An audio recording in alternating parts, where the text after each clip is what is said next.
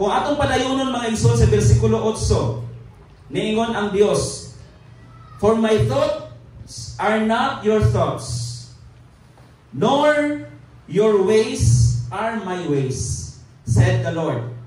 For as the heavens are higher than the earth, so are my ways higher than your ways, and my thoughts than your thoughts."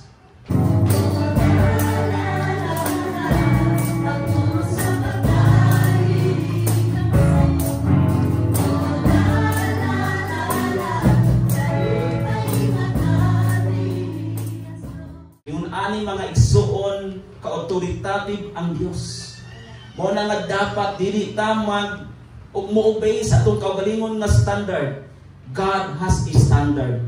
O ang iyang standard mo'y matuman mga igsuon. Dili ang ato. No? Dili ang ato, ang standard sa Ginoo mo'y matuman.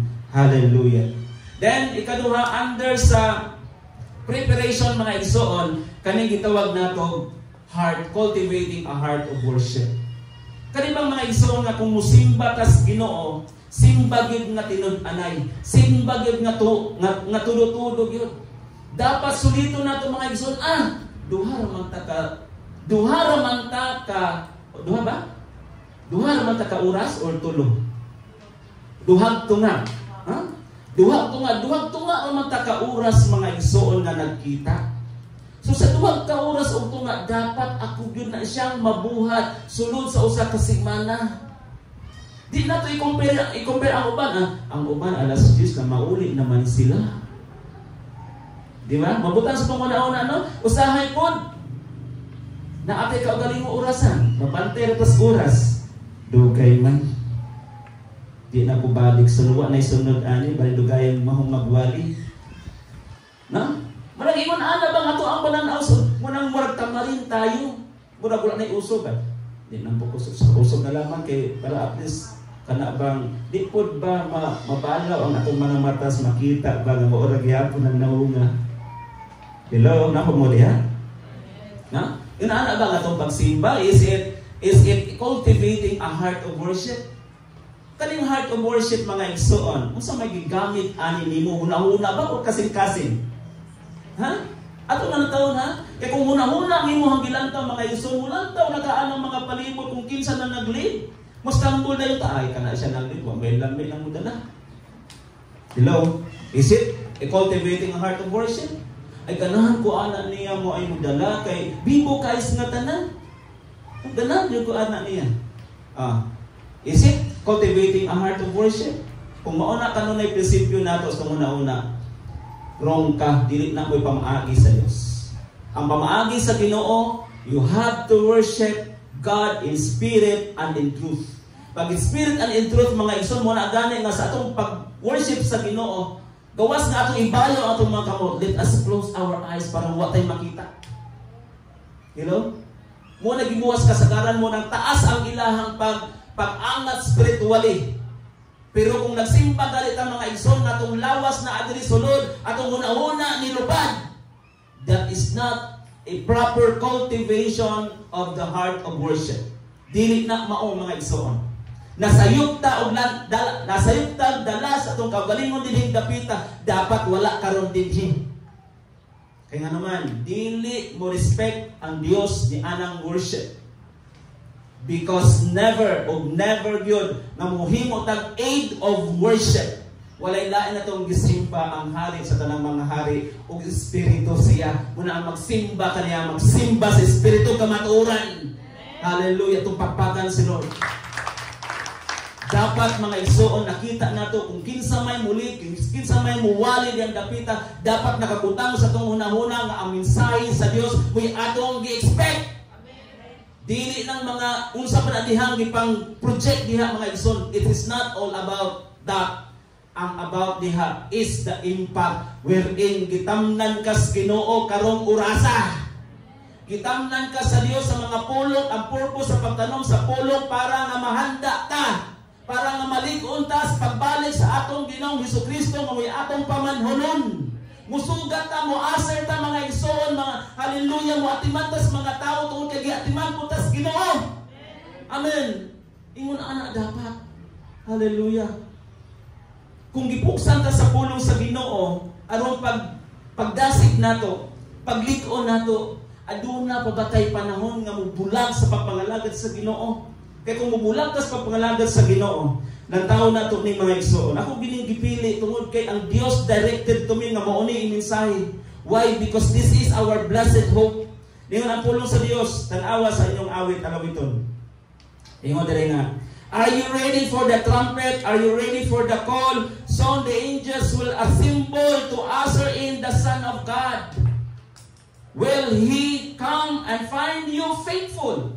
Siya muari aron nga mahikaplagan kamong mga matinuanon, kamong mga matinud-anon. Hallelujah. Kay dili ta balikan sa Dios kung taphaw lang ang ato ang pagkamatinud-anon sa Ginoo. Ang balikan sa Dios katong matinud-anon. So kung ikaw usas matinud-anon, hallelujah, mao ka usakas balikan sa Ginoo. Mao na usahan sa Dios mga igsoon. Pero kung taphaw lang mga igsoon, gamay na sulti mangluod ka, where is your faithfulness? Asang ato ang pagkamatinud-anon diha. You are worshiping man rather than God. Kaya ang tanan nga nagsimba sa Dios, dili mo turn away. Hallelujah. Mao na usahan sa Ginoo. Will He come and find us faithful? Will He know your name at all? Nakabalo ang Dios sa atong mga ngalan. That's why ang imong ngalan nakulit sa palad sa Dios. Na-card na. Kulit means card. Kung gi-card mo gani mga igsoon, mapanas pa ba? Dili na. So kung di na ka mapanas, bisan sa una-una, ayaw una-una ang bulag ka. Kaya kung mubulag ka mga igsoon, hallelujah, dili safety. Labi na nakas makamot sa Ginoo. According to John, ingon si Jesus, nakas makamot sa Ginoo. Pero kung muambak ka sa makamot sa Ginoo, are you sure na safety pa ka? Di na ka safety. When you are outside the will of God, you are not safe.